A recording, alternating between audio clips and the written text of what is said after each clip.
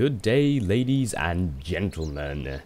Toshley here to bring forth another fabulous Dota 2 commentary, and today's game is going to be very special because we have decided to pick up a couple of replays from the East International, and we have a couple of professional teams playing for us today. TongFu versus Team We. Here we are jumping into the picks and bans. Team ban. First ban coming up for Team We, going to ban off a Windrunner. Next up for TF is going to be, in terms of strategies actually coming from both teams, I'm not exactly sure. Lycan getting banned, no surprise there. I'm actually somewhat surprised TF would ban Lycan first, because if we didn't ban Lycan, because TF has the first pick, they could pick up, actually no, We has first pick. Excuse me, I lack reading comprehension. So yeah, TF is of course going to ban off Lycan, because if they don't ban off Lycan, then We, having first pick, are going to pick Lycan. And you don't want to come up against Lycan because he's an incredibly powerful pusher. You build up to Power Treads, you build up to Vlads, you get a Necronomicon, and you can push towers like no tomorrow and kill anyone that gets in your way. Next few bans coming up are Nature's Prophet, Beastmaster, and Night Stalker. Nature's Prophet, understandable, he can teleport anywhere on the map, very useful in ganking, and is very competent over in the jungle to get plenty of farm. Night Stalker is just a plain annoyance to deal with, because at nighttime you have to stay back, you have to be careful and cautious, or you're going to get ganked. Beastmaster, unfortunately, is a hero I'm not too familiar with, so I can't exactly comment on why he's getting banned. He's a hero I need to read up on. Next ban coming up for TF, for TongFu. About to start ticking away into their bonus time. Let's hope they don't take too long to decide their next ban. Next ban coming up, Brewmaster. Very, very powerful and tanky hero, annoying to deal with because his ultimate splits him up into 3 heroes, which is just a pain in the ass. Because you have to kill all 3 in order to take him down, but he's going to do massive amounts of damage in the meantime because there's 3 of him, and he's also incredibly tanky. Just an annoyance to deal with, and typically someone you would rather have out of the pool. First pick coming up for Team We. As to who it's going to be, I don't know. Chen hasn't been banned yet. Chen is a fairly solid hero. Invoker hasn't been banned, and as we can quite evidently see, Invoker has been the first pick up for Team We. TongFu picks are up next. Once again, I'm thinking they're going to pick up a jungler of some kind. I'm thinking Chen because he's yet to be banned, and Chen is an overall a pretty powerful hero with his ability to hoard armies of creeps. Creeps, of course, having very useful abilities, especially very early on in the game. A level 6 creep can do some serious amounts of damage, and their ability to teleport someone all the way back to their base. Very handy when someone's in danger. The next 2 picks, Queen of Pain and Darkseer picked up for TongFu, followed by Earthshaker for Team We. And we're waiting for their very next pick. Darkseer probably going to go... Queen of Pain no doubt going to go solo mid. Darkseer probably going to solo the death lane. He's most certainly capable of doing that. Or probably solo the lane that Morphling might go in, because he's very good at denying farm. He's an absolute pain in the ass to try and farm against. Because of his Iron Shell ability, it completely destroys creep waves and destroys any heroes that might get near it. The next pickup is Morphling by Team We. And I'm still surprised no one's picked up Chen. Since neither team has a jungler, they might not necessarily get a jungler, but Chen would be an absolutely solid pick. Morphling's probably going to be going solo mid, although Queen of Pain going up against Queen of Pain and solo mid would be a bit of an annoyance. It's possible that Morphling will go to the top lane, solo or babysitted by Earthshaker. And there's a Chen pickup. Here's what I was looking for. Yep, Chen no doubt going to be picked up, going to be a considerable advantage for the TF team in my honest opinion. Chen is an absolutely solid hero, has a global heal that affects everyone no matter where they are located on the map. Very solid ability. Of course, his ability to send people back to base, and his ability to hoard creeps, which is just useful. You can get some nice stuns, you can get that annoying tornado, you can get a nice sort of range AoE ability, you can get a nice heal. There's a lot of abilities that you can get from the creep camps, and it's very handy to be able to take hold of them. And Anti-Mage being banned by Team We, understandable, very solid carry, and TF is still looking for their carry. Currently waiting for the next ban for TongFu. Who are they going to ban? Not entirely sure, to be entirely honest.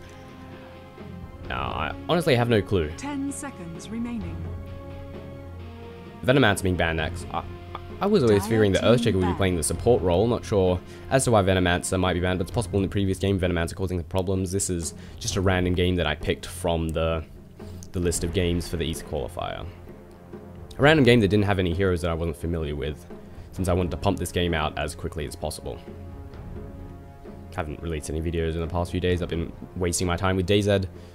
Next ban coming up, Shadow Shaman.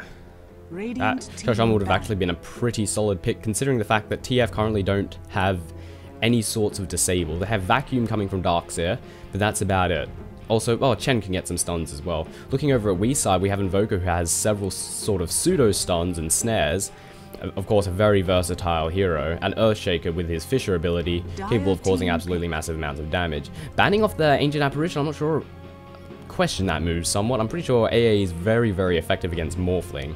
Very good counter to him, as well as an overall solid support hero, so I'm not sure why they would ban him. But due to my sheer lack of Dota 2 knowledge, I could be missing something and making a complete ass of myself. It seems CM's going to be playing the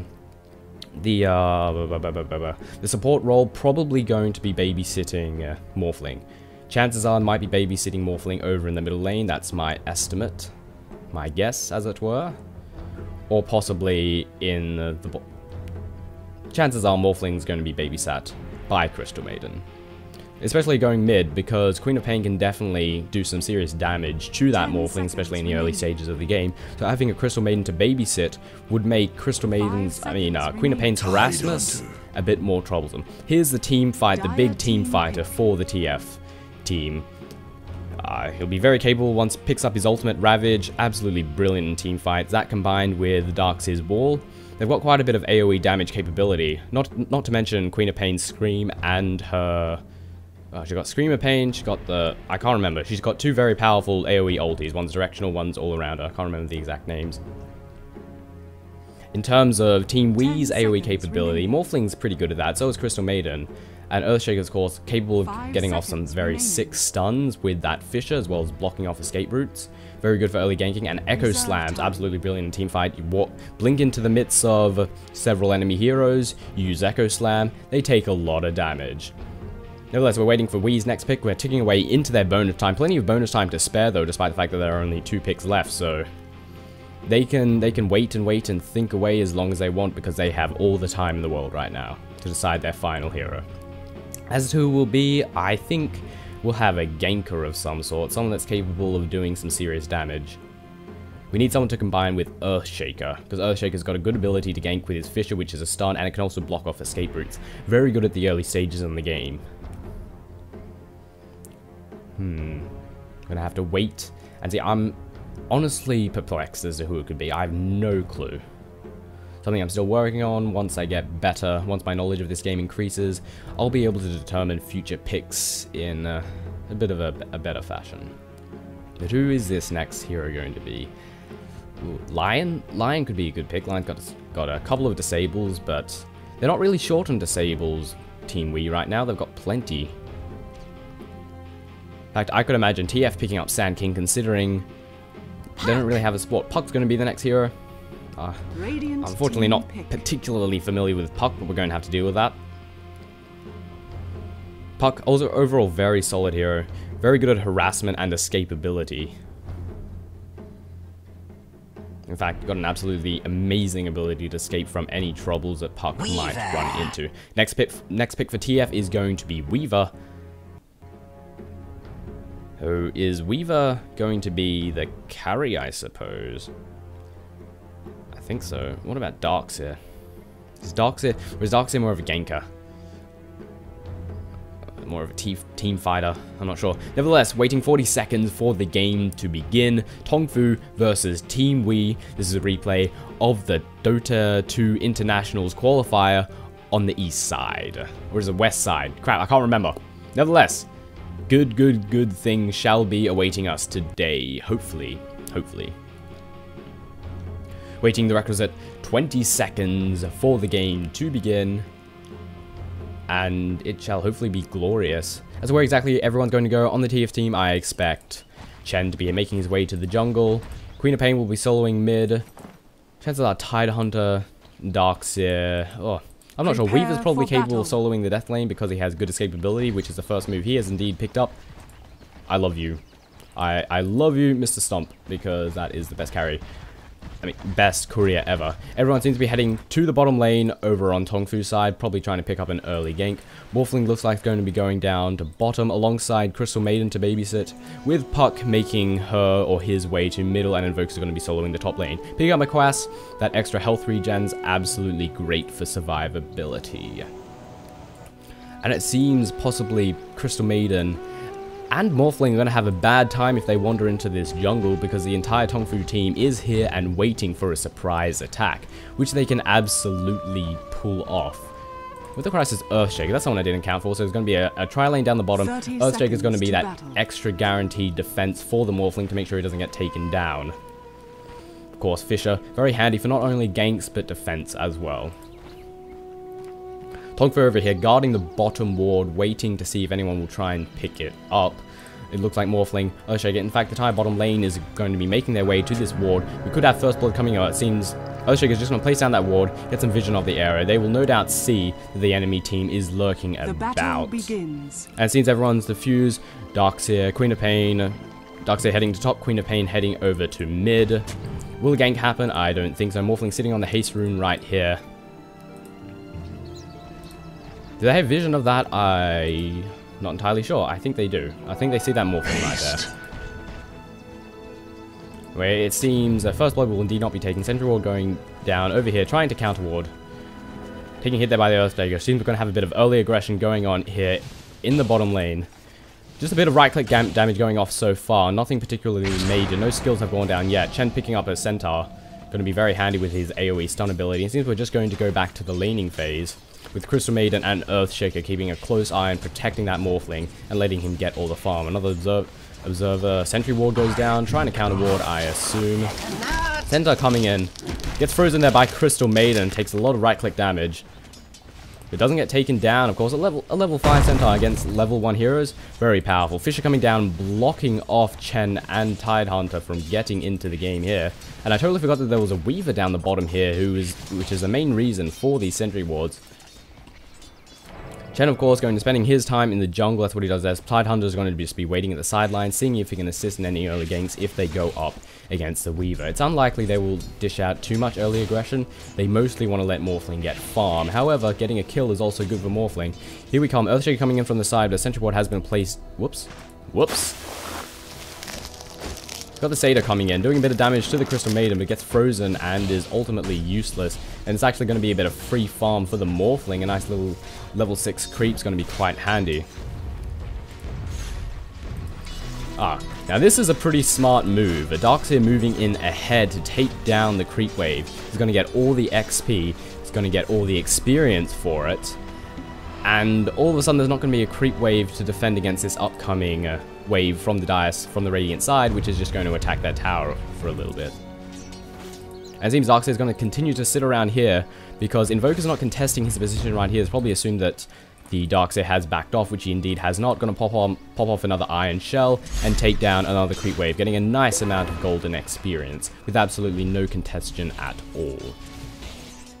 Over in the bottom lane, things are fairly tame, nothing much going on. They should really try and do some damage against that Morphling, except it's going to be difficult to do because they have a Crystal Maiden and an Earthshaker babysitting this Morphling, meaning that if you try and kill the Morphling, you might die as a result. Even if not, you will undoubtedly escape. Now, the Darkseer is still continuing to sit here and farm. Honestly, somewhat surprised that the Invoker hasn't tried to stop this.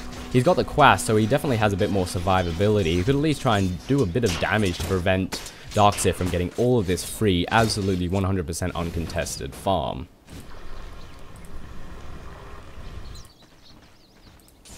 Things seem to be slowing down though. Tidehunter spending his time in the jungle, blocking the creep wave down the bottom here. Somewhat surprised that the Dire team, that team we, didn't use one of these observer wards and placed it down by the creep camp in order to stop denying. Here's Crystal Maiden to check out what exactly is going on, and they might catch a Tidehunter that's not in a particularly good position. Breeze going down there on the Tidehunter, followed by a Waveform, followed by a Fisher by an Earthshaker that I didn't even see coming, and that is most likely going to be First Blood getting picked up by Team We. Morphling picking up the first kill there, of course, but Crystal Maiden falls a few moments after getting taken down by the Weaver, followed by getting a double kill, taking down the Morphling there in short succession. That probably wasn't quite intended. Not particularly good. Yeah, sure, Morphling got a kill, but then Weaver got 2 kills, and Weaver is their carry, I'm fairly certain. So, that definitely went a little pear-shaped, that attempted gank. Definitely didn't go as good as it possibly could have, needless to say. Darkseid using his runes to... his illusions to scout out. Seems going to try and get a bit of damage on the Invoker. He can just put the Iron Shell up and sit right next to him and deal some serious damage. Invoker landing a few right-click hits, but is it going to be enough? Probably not. He can just pop his haste and run away as soon as he feels he's in any sort of threat. Puck seems to be taking quite a bit of damage here from the Queen of Pain. Not in a particularly good position. Queen of Pain bottling a regeneration root is going to allow her to do so much more damage and aggression, because if she dies, I mean, if she gets low on health or mana, it doesn't matter. Pop that regen and you're back to full. And over in the bottom lane, nothing is happening. I just saw the creeps grouping up and I thought, hey, something might be happening, but it seems not.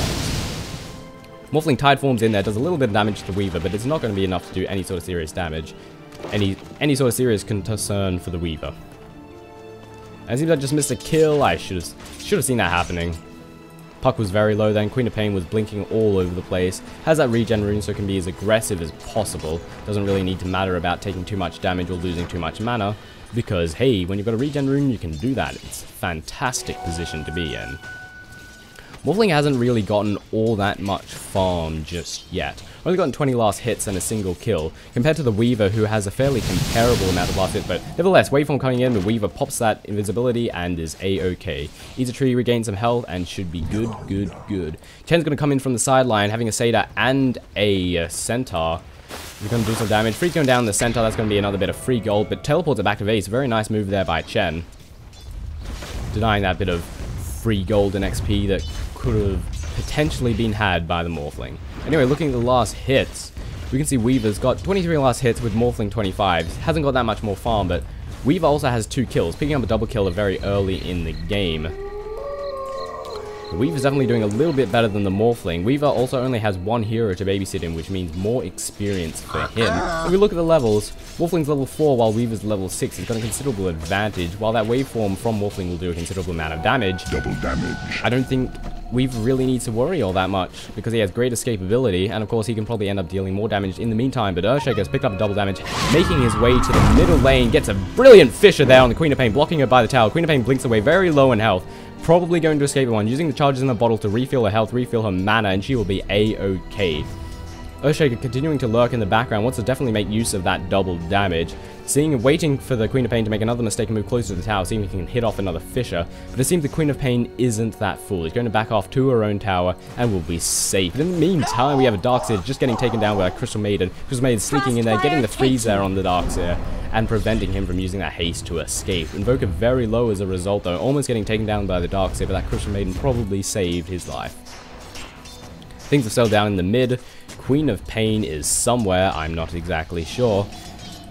Weaver and Morphling still continuing to duke it out. The archives of and Queen of Pain has just taken a kill there on the low health Invoker. That's where she disappeared to. Wants to pick up that kill that the Darkseer almost got. Very good play. Queen of Pain being forced, Crystal Maiden rather, being forced to retreat because going against the Queen of Pain would mean she would just die. In fact, that's the case for Crystal Maiden, irregardless of anything. Crystal Maiden, a very squishy hero, sort of just dies if she gets attacked. So typically, it's something you want to avoid, which isn't too difficult with her freeze ability to completely root them in place. Very handy snare. Darkseer hiding in the trees here, seeing if that Crystal Maiden will come close, which she is indeed doing. This could end potentially bad for her, but it seems Darkseer doesn't see, or does he? Engagement's about to happen. Darkseer actually going to retreat because does he know that someone just ported in and Invoker's back? I'm not sure. Crystal Maiden doing a couple of right clicks on there, not doing all that much damage. Popping the Iron Shell and sticking it to her.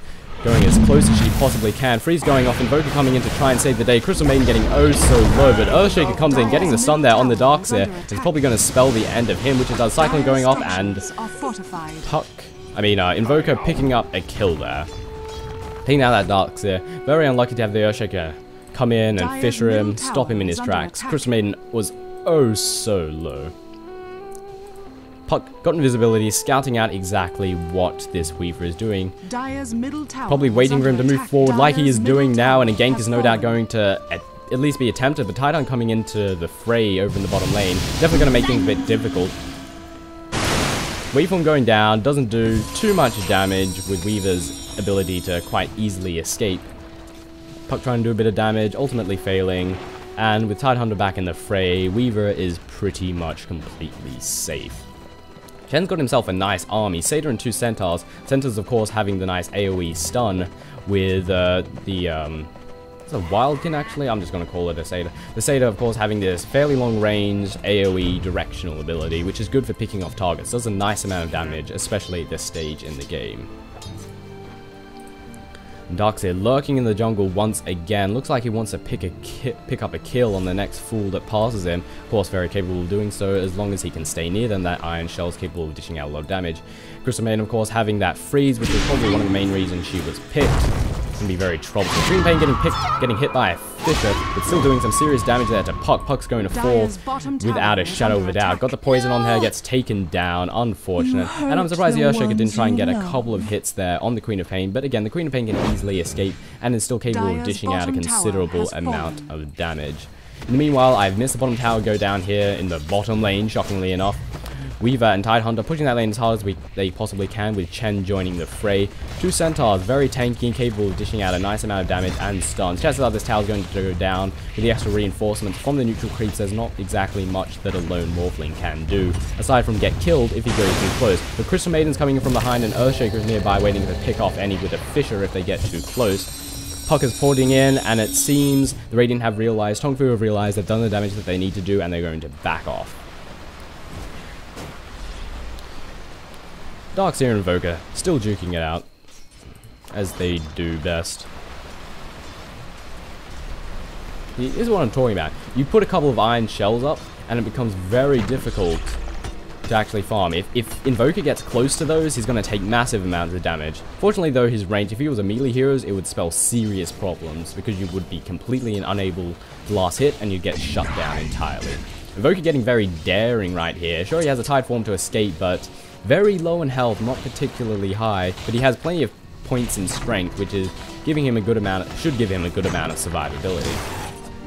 Somewhat surprised Tidehunter isn't going to see if he can pick up a gank. Does Tidehunter have that Ravage yet? He does not. One level away from level 6. Once he picks that up, he will be able to engage team fights absolutely brilliantly. Earthshaker pulling the neutral creep camp into the creep lane, trying to deny some farm from the Darkseer. Standard. Understandable. Invoker denying tower, very good by him.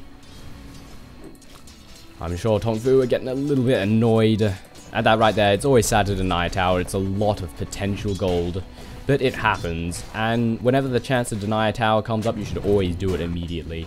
Bit of counter warding going on here by Chen, denying Team Wii from that vision that they oh so desperately want. Earthshaker getting very close here, but here comes the Crystal Maiden.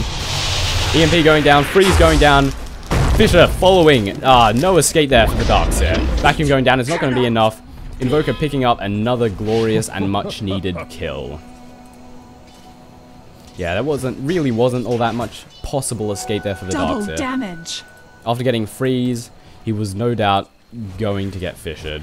And sure, he has a haste ability, it allows him to run away at a very, very fast rate, but you can't run when you're stunned. Simple as that. And even if he was able to run, he got trapped there. Very nice placement of the Fisher there by the Earthshaker. Dire's bottom tower is under Team attack. TongFu pushing this bottom lane, pushing it hard. Reinforcement creeps there by Chen. Incredibly useful. Puck jumping in, doing a little bit of damage as well. A nice Fisher going down there on the Tidehunter. Is he going to pop that Ravage? He already has. I must have missed it. Echo Slam going down, doing a serious amount of damage. Ulti going down. Hand of God by the Chen, getting a nice bit of heals. Weaver's going to fall, getting frozen. No hope there. Queen of Pain jumps in, does some serious damage with a Scream. Going to pick up several kills. Puck and Invoker, the only ones left still in this team fight.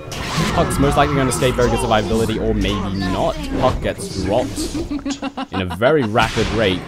Currently, Invoker running for his life, unlikely going to escape. EMP going down, big problem, going to drain all the Queen of Pain's mana. Now it's a duel between Morphling and Queen of Pain. Morphling waveforms out of there, as does Queen of Pain with her Blink ability.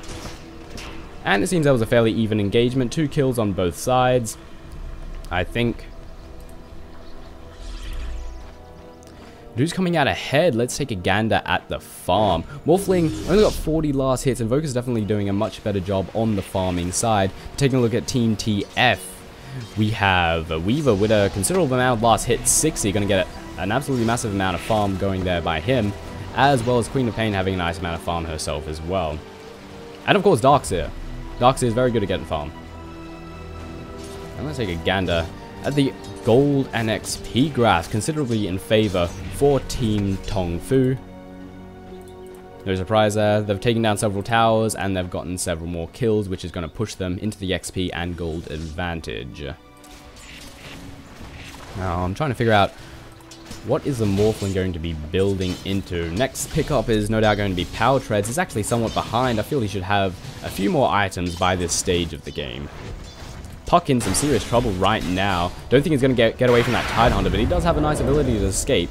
Chen dealing a bit of damage, but it's not enough. Puck managing to escape from that not-so-good situation with relative ease. However, they're heading to the top to help out the Darkseer, who's taking a massive amount of damage. Fisher almost blocking him off, and followed by the Cyclone. That's going to be a dead Darkseer without a shadow of a doubt. Popping off a haste. Is he going to get away? He pops off his bottle, pops off his arcane boots. He's got the smallest amount of health, and he manages to get out of there with Weaver jumping in to back him up. Invisibility going up off Invoker. Is it going to be enough to secure his escape? I don't think so. Vacuum going down, Scream going down, Death going down for the Invoker, and that kill being picked up by the Darkseer. And TongFu are going to be pushing this top lane as they do best, as it seems we are sort of all over the place and not really focused on one particular area. So I'm going to take this opportunity while most of them are at the top lane to take down this tier 2 top tower. Earthshaker and Puck coming in to reinforce. Fish going down, hitting the creep wave, not actually hitting any heroes, but that's probably the intention. Managed to push back that creep wave and thus secure the safety of that tower. Chen right now chilling in the jungle, picking up a Wildkin, an Alpha Wolf. Are these named right? I don't know if these are named right. I'm pretty sure this is a Wildkin, because I remember the Satyr was being called a Wildkin, and that makes absolutely no sense. So maybe the spectators are currently bugged when looking at the neutral cards. Hang on, I'm just going to take a moment. Kobold Taskmaster. No, bastard. That is not a Taskmaster, that is a Centaur. Yeah, so it seems the names are a bit mixed up. Oh well, it doesn't matter. We can see visually what exactly they are. And I must sip this delicious cup of tea, because after yelling for that long, your throat gets dry and it starts to hurt. Invoker being forced to back off here, taking a little bit of damage from TongFu, but ultimately no problems for him at all. He's going to be the sole defender of this middle tower if the other members of Team Wii don't come to reinforce, and this tier 2 tower will no doubt drop. Earthshaker, wow. Smashing that can, going to be making his way to the bottom. Cyclone going in, missing absolutely everyone, as well as the EMP, or maybe did a little bit of damage to the Weaver, which is always handy. It seems Team Wii is here to reinforce this middle tower. They don't want to lose it. Queen of Pain waiting in the sidelines just in case anyone's going to try and get some sneaky moves on them. Of course, this position right here would be a very good place for the Earthshaker to get a nice Fisher there on the enemy team going down here.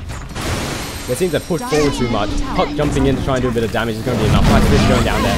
Hand of God falling, healing the entire Radiant team, and Puck dropping absolutely like so. Nice Cyclone, picking many of them up in the air, but I don't think it's going to be enough to stop them from taking down this tier 2 tower over in the middle lane. Dire's middle tower has fallen. TongFu securing another tower, and now they're going to port over to the bottom lane, which was getting dangerously pushed by the Morphling. Actually, that's one thing they should be doing, is pushing this Morphling just a little bit harder, doing a little bit of damage to him, and pressuring him to get a bit more, because he's getting some uncontested farm down there in the bottom lane, and he's still continuing to do so over in the Radiant's jungle. 70 last hits, definitely a nice amount. It's now starting to compare with that of the opposing team's carry, which is Weaver, who has something like 97 last hits. He's doing a good job. He's getting some uncontested farm, but however, Queen of Pain has joined the fray, and Queen of Pain can do some serious damage to this Morphling, and as a result, he's no doubt called for some reinforcements to either at least take down the Queen of Pain or help him farm. Which is definitely something he's need to do. Hiding in the sidelines and waiting to Cyclone going down on the Queen of Pain, followed by that EMP combination, followed by the freeze. No blinking away today, Miss Queen of Pain, getting taken down in absolutely quick succession there by the trio of death over here in the bottom lane by Team Wii. Puck making his way to the top lane. They better defend that tower because TongFu is all up in their grill. Chen's got his creeps to reinforce. That tower is probably going to go down. Puck is the sole defender, and Puck might die if he gets too close. Vacuum going down. sitting here right next to Puck with that ion shell, but he gets silenced down. Earthshaker there in the background to try and reinforce if they try and get too close. Nice fish going down, but popping off Weaver's Lincoln shield means no stun for you, and I don't think that even hit the Darkseer.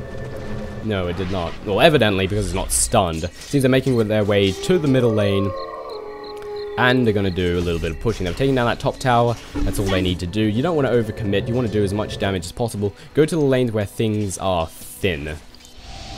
That bottom tower just went down. I didn't even notice. Weaver here doing a nice bit of damage to the bottom lane. Probably going to try and push it back, or at least just get a bit of uncontested farm. Puck picking up a blink dagger. Going to make her ability to escape even that much better. She has several blink-like abilities, all very handy. And in fact, you can't use a blink dagger after you've taken damage, but she has an ability to sort of phase out of reality and not take any damage from anything. You use that, and then you blink out of there, because you wouldn't have taken any damage. If you cue it right, time it right, you'll pop out of there and be A-okay. Chen, look at this. A veritable army of creeps waiting to help push some towers. Help push a tower down. Chen with his army of creeps, very capable of doing that. Almost comparable to Lycan. Actually, not that much so. Placing a ward down right next to their sentry ward. Oh, that's going to be a bit of an annoyance. Oh, thanks. Place it right next to our ward. We're just going to destroy that ward. Here comes the Invoker. Going to pick up a kill on that ward. I bet they're thinking, go, dang it. But in the meantime, TongFu going to be picking up Rashawn. Get a nice bit of gold, nice bit of XP. I suspect that the Aegis will... Actually, I have no idea who the Aegis will go to. Possibly to Weaver. He has a slot for it right now. I was thinking Tidehunter because he's very tanky. But his slots are currently completely full.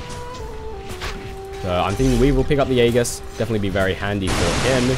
Give him even more survivability. Because right now, his ultimate brings you back in time. But then again, Queen of Pain going to pick it up. Maybe Morphling doesn't need it because, hey, he already has that survivability, which I just aforementionedly mentioned. Well, that was a mouthful. So Queen of Pain picking it up there. Very squishy hero and capable of doing massive amounts of damage, which is probably why they want to keep her in the fray. Very handy in team fight. You pop off a Ravage so they can't move anywhere. Then you pop off... Actually, let's find out what these abilities are called. Scream of Pain and Sonic Wave. Right, I thought they were both called Scream of Pain. Like, one's Scream of Pain, the other's Scream of Pain. Wait, they can't both be called Scream of Pain. Alright. So you pop off a Ravage, you Sonic Pain, you Scream of Pain, and oh damn, that's a lot of damage. Popping off an orb to do a bit of scouting, as well as do a bit of damage to the creep wave, which has been effectively taken down by Team Wii. And that oh so deathly Cyclone and EMP combination going down on the Queen of Pain, but she blinks out in rapid, like, very well done actually, that blink. Managing to avoid the EMP, I'm pretty sure. Two sentry wards right next to each other.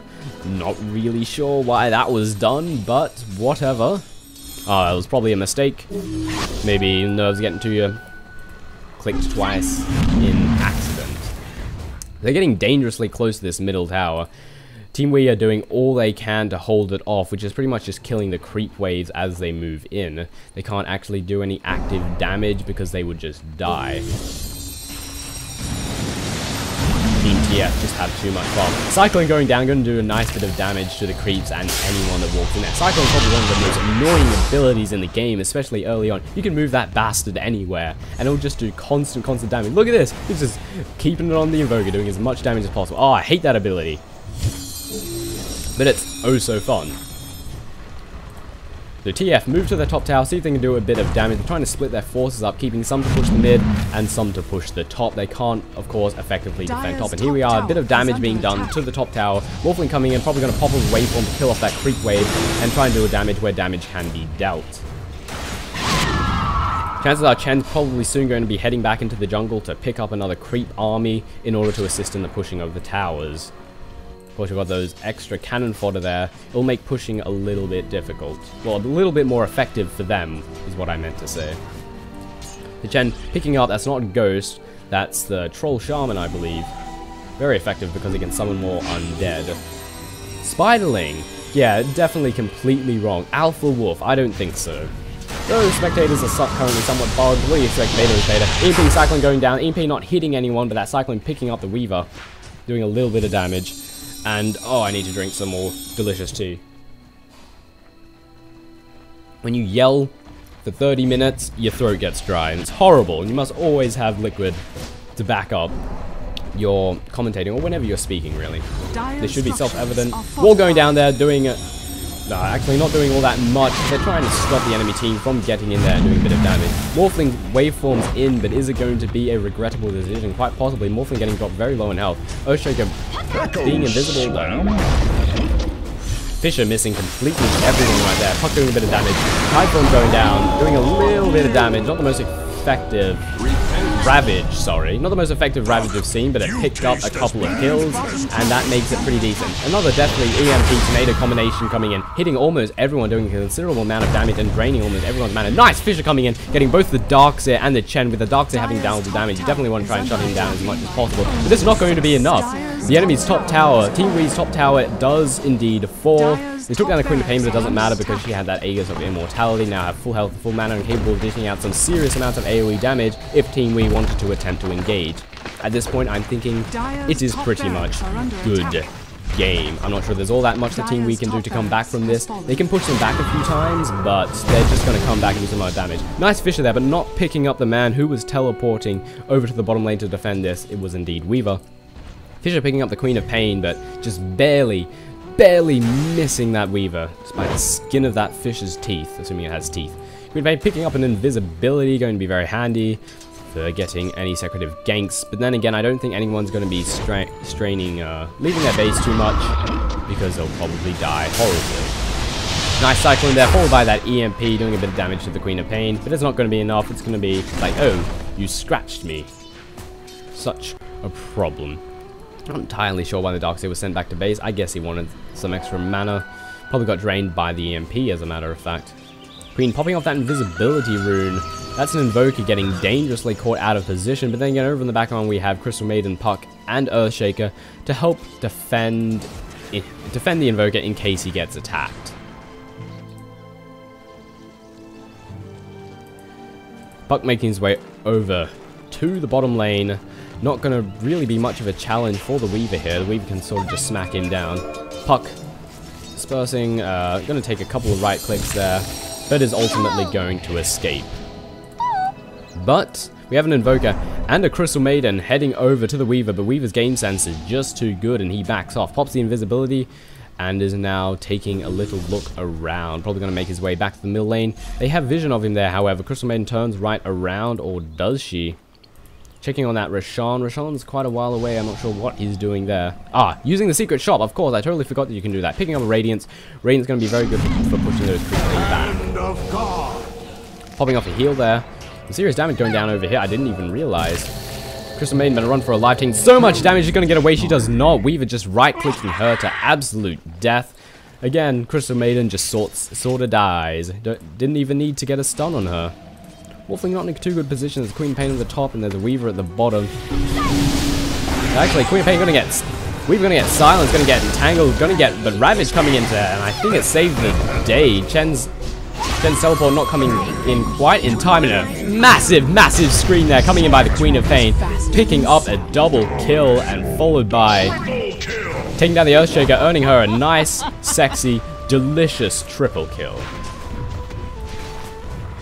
And if it wasn't GG before, it's definitely GG now. Two of them cannot withstand the force of 4 of TongFu's oh-so dangerous members of death. They're going to take down this middle tower, and the barracks are going to most assuredly follow. Morphling better watch out, because if he jumps in there, he's going to die, and he's going to die in rapid succession. Same with Crystal Maiden. Crystal Maiden just dies. It's what she does when she's not being helpful. Not saying that she isn't helpful. She's a great hero. She just dies really fast. And as we can see right here, just a bit of right-click damage going down, doing a nice bit. Even the creeps might actually kill her because they can do that. Blinking in, getting down the Echo Slam, getting down the Fisher, making escape just a little bit difficult for Chen's creeps, but it's ultimately not going to really phase TongFu at all. They can just wait back, they can recupulate, pop off some of those boots, pop off, Puck coming in, don't do anything about it. Oh man. Sorry, my brain just farted just then. I was completely and utterly unable to accommodate what's going on. Earthshaker taking a massive amount of damage by the Queen of Pain. Not going to be enough. Trying to blink away, but it is not going to help. Queen of Pain blinks in there and gets a finishing blow. Followed by the Puck falling like a stone. Yeah. Once again, it's looking fairly GG-ish. Dire's middle barracks has fallen. Team Wee's top and middle barracks have been taken down. Is there any hope for them? I don't think so. Especially considering they've only managed to take down one of TongFu's tower. The bottom tower might fall by this massive creep wave. Doesn't matter. Absolutely not. And of course TongFu absolutely not sated with the middle and top barracks. They're going to take down the bottom and pretty much secure this win, if it wasn't already secure from the get-go. But they can't really engage. Earthshaker, he wants to blink in, he wants to pick off a nice Fissure and Echo Slam, but it's just not going to be enough. He'll just die as soon as those abilities wear off. Blinking in there, getting off a Ravage, doing a nice bit of damage. Not getting any kills, but it doesn't matter. It forced them to retreat because it brought them to half health. Queen of Pain popping the BKB, popping into the middle of the fray. Hand of God going down, getting a nice bit of heals. Look, painful.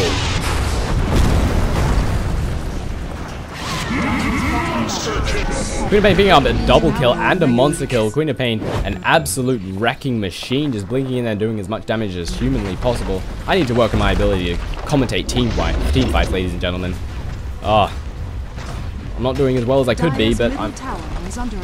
Nevertheless, 30 minutes in, I think GG has been called. Team We have pretty much all disconnected except for Puck. Dire's middle tower is under attack.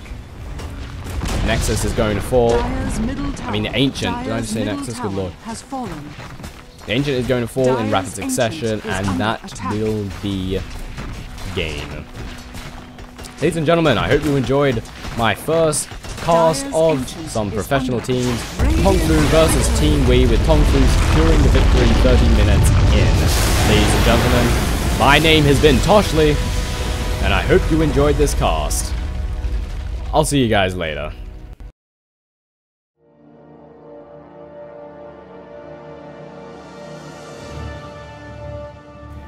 Thank you for watching the latest iteration of my Dota 2 commentary. In fact, my first glorious episode being played with a professional team. I hope you enjoyed it. I hope it was worth the watch. I want to apologize for my commentary falling off towards the end of the video.